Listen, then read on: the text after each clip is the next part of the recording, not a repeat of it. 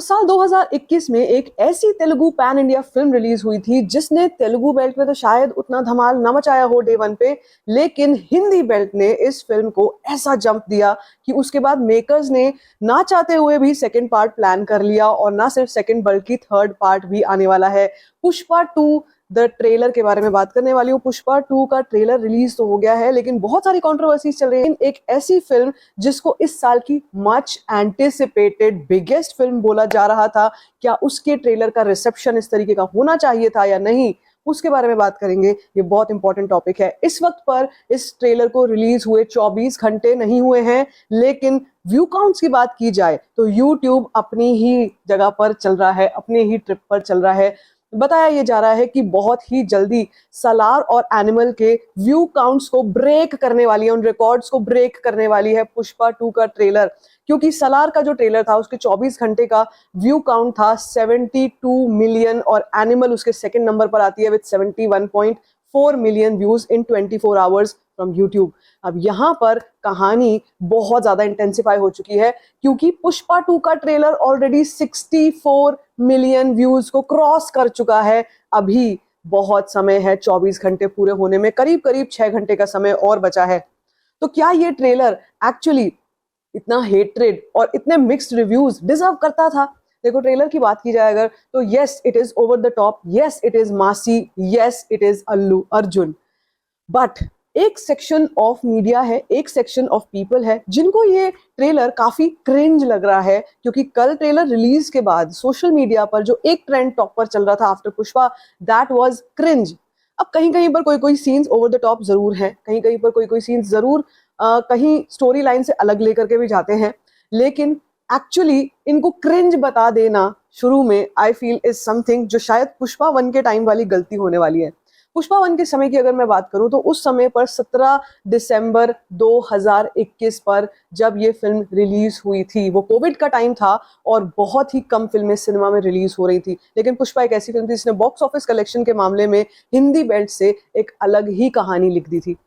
उस वक्त पर फिल्म का जो बजट बताया जा रहा है that was reaching about 250 crore, और उसके बाद जो उसका बॉक्स ऑफिस कलेक्शन रिपोर्टेड बताया जा रहा है that is 395 crore, despite the fact Covid अपने पीक पे था। और तेलुगु बेल्ट में इस फिल्म को आज भी मिक्स्ड डिसेंट एवरेज बोला जाता है। इस फिल्म को तेलुगु बेल्ट कहीं पर अगर आप पूछ लो, वहां पर इस फिल्म को यही रिव्यू मिलता है। लेकिन अगर हम हिंदी बेल्ट की बात करें, हम हिंदी भाषियों से पूछें, हमारे हिसाब से पुष्पा बहुत बड़ी मैसिव हिट थी, बहुत पसंद आई थी लोगों को एज अ कैरेक्टर। क्या रीजन है ऐसा कि तेलुगु फिल्म होते हुए तेलुगु ऑडियंस को ये फिल्म इतनी पसंद नहीं आई? और वही चीज ट्रेलर को लेकर भी यहाँ पर दिखाई दे रही है, लेकिन एक शिफ्ट है यहाँ पर, वो ये कि इस वक्त पे ट्रेलर को हिंदी वाले रिव्यूअर्स भी, हिंदी वाली ऑडियंस भी कहीं कहीं पर एवरेज या फिर not up to the mark बता रही है। सो मेजर रीजन जो यहाँ पर लग रहा है वो यही है कि क्योंकि पुष्पा द राइज जब फिल्म बन रही थी या जब फिल्म रिलीज भी हुई थी, तब तक भी पार्ट 2 के बारे में किसी को कोई इन्फॉर्मेशन नहीं थी। शायद सुकुमार भी उस वक्त पर इतने ज्यादा श्योर नहीं थे कि वो इसका सेकंड पार्ट बनाएंगे, लेकिन इस वक्त पर फर्स्ट पार्ट से सेकंड पार्ट पर लेकर आना, मुझे लग रहा है कहीं पर थोड़ा बहुत बैगेज हो सकता है फील हो रहा हो, बिकॉज वो प्लानिंग नहीं थी, इनिशियल प्लानिंग। और जब हमारी किसी कहानी को लेकर इनिशियल प्लानिंग नहीं होती और वो रिलीज हो जाती है, उसके बाद उसको कैरी फॉरवर्ड करना थोड़ा सा मुश्किल हो जाता है, specially when there are the expectations which are sky high. So Pushpa को लेकर थोड़ा बहुत कंफ्यूजन यहाँ पर ये हो सकता है। साथ ही साथ अगर मैं बात करूं कि जिस लेवल की story in the first half थी, यहाँ पर सेकंड हाफ में, फर्स्ट पार्ट में थी, सेकंड पार्ट में कहीं ना कहीं वो मिंगल्ड अप थोड़ी सी दिखाई देती है ट्रेलर में, क्योंकि कैरेक्टर्स तो वही हैं, पैशन भी शायद उसका वही है पुष्पा का, लेकिन सब कुछ ही मिक्सड अप है और सब कुछ ही एक एमलेसली थोड़ा सा आगे बढ़ता हुआ कई लोगों को दिखाई दे रहा है। ये मैं एक पॉपुलर ओपिनियन आपको बता रही हूँ, क्योंकि जो रिव्यूज आ रहे हैं उन रिव्यूज के बाद थोड़ा सा शॉकिंग जरूर लगता है कि कैसे इस फिल्म को फिर हिंदी में ओपनिंग मिलेगी, कैसे इस फिल्म का रिसेप्शन जाएगा इन हिंदी। बिकॉज पटना जैसे शहर को चूज करने का मेन मकसद ही मेकर्स का यही था, क्योंकि हिंदी से बहुत अच्छा रिस्पॉन्स आया था in the first part. So now everything is riding on the content, and I always say content is the king। क्या काफी केओस क्रिएट हो गया? क्या ट्रेलर में बहुत कुछ हो गया समझने के लिए? क्या इस वक्त पर ऑडियंस जज नहीं कर पा रही है कि सुकुमार ने कहानी को भी उतना ही इंपॉर्टेंस दिया होगा जितना उन्होंने भीड़ भड़ा के शोर शराबे को दिया है? I am right now of that opinion कि it's too easy to judge, it's too early to judge right now to a conclusion. I would rather say that this film is a massy film. It is going to appeal to the masses. कल के event के बारे में अगर मैं आपसे बात करूं, मुझे पर्सनली ऐसा लगा कि शायद अगर इस इवेंट को हैदराबाद में रखा जाता तो वो एक बेटर ऑप्शन रहता. पटना का ऑप्शन बहुत अच्छा था, नॉर्थ की ऑडियंस को प्लीज करने का ऑप्शन बहुत ही अच्छा था, लेकिन जिस तरीके का शोर, जिस भीड़ बहुत ज्यादा थी, 10,000 से ज्यादा लोग थे, but apart from that element जिसमें मैं अल्लू अर्जुन को देखना चाहती थी, वो मुझे कहीं ना कहीं मिसिंग लग रहा था. थोड़ा बहुत ऐसा लग रहा था ऑफ जा रहा है, कहीं कहीं पर ऑफ लग रहा था. लेकिन overall I believe that day one from Hindi should come well and good. Now the reviews part, जहाँ तक reviews की बात है, वहाँ तक और hatred की बात है, मुझे ऐसा लगता है कि वो काफ़ी हद तक लोगों को आज तक impact करता है. Whereas I have been shouting since so many days, so many months that do not fall for the reviews. Sometimes they are too easy.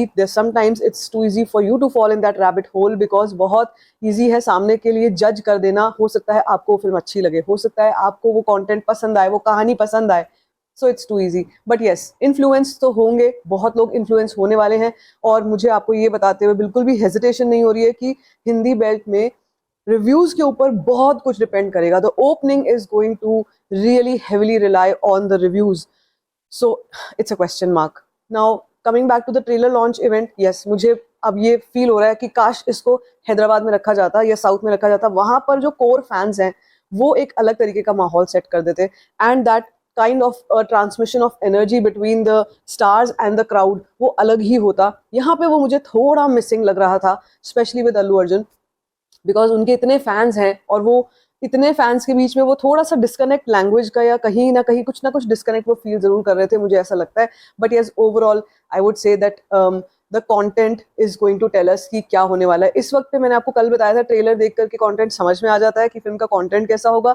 यहाँ पे ट्रेलर देख करके थोड़ा कंफ्यूजन हो रहा है और एक्सपेक्टेशंस और ज्यादा जा रही है, या कहीं ना कहीं वो एक्सपेक्टेशन थोड़ी सी नीचे भी आ गई है, क्योंकि मुझे ऐसा लग रहा था शायद जो कंटेंट है वो फर्स्ट पार्ट के स्टोरी से ज्यादा impactful होगा. यहाँ पे noise काफी था, yes there was chaos and noise, but I would say that too early to jump to a conclusion. Yes, when it comes to the number of counts, view counts, trailers, अब मुझे लगता है कि strategy change करके makers ऐसा कुछ करने वाले हैं कि वो mainly अब numbers पे खेलेंगे, क्योंकि content तो जो बनना था वो बन चुका है. इस वक्त पर उनको ये पता है, they are very well aware कि उनका जो content है वो उससे ज्यादा नंबर्स जो आएंगे वो एक्चुअली वर्डिक्ट डिसाइड कर देंगे. तो मुझे लगता है कि जितना पब्लिसिटी, जितना प्रमोशन को से वो मिल्किन कर सकते हैं वो करेंगे, because there could be some questions on the story, on the कहानी, on the content of the film. There could be. So let's hope that everything falls in place. Hatred की जहां तक बात है, भाई बड़ा स्टार होगा तो उनका फैंडम भी होगा और उनका एंटी फैंडम भी होगा. सामने से लोग बोलेंगे, लांछन लगाएंगे, सामने वाले के फैंस बहुत तरह तरह की बातें बोलेंगे. बट इतना मैं कहूंगी कि अल्लू अर्जुन का जो फैंडम है वो काफी ज्यादा पहले से बढ़ चुका है. 2021 से अब तक तो बहुत बढ़ चुका है, क्योंकि जो यूएसए प्रीमियर के नंबर्स थे वो ऑलरेडी एडवांस सेल्स में क्रॉस हो चुके हैं. That's a huge deal. अब नंबर 1 मिलियन US डॉलर्स तक फ्रॉम यूएसए जा रहा है only for the premiere. So let's hope that the numbers this time are crossing 1,000 crores at least. 1,000 crore का तो भाई करके ही दिखाना है. बाकी आगे चल के देखेंगे कि क्या क्या मैडनेस, क्या क्रेज रहती है. मुझे अब तक, अगर मुझसे पूछो, मुझे अब तक वाइब तो ठीक आ रही है. ऐसा नहीं लग रहा है कि कुछ क्रिंजी होने वाला है. मेरे हिसाब से वाइब तो अच्छी है और मासीनेस फील हो रही है. बाकी जैसे जैसे समय आगे बढ़ता जाएगा, I am going to tell you what is happening on the ground. आपको क्या लगता है, क्या इतना हेट्रेड पुष्पा डिजर्व करती थी या नहीं? Let me know in the comment section. Baki, if you like this video, give it a thumbs up. Don't forget to share it, and don't forget to subscribe to my channel. Just for fine shit.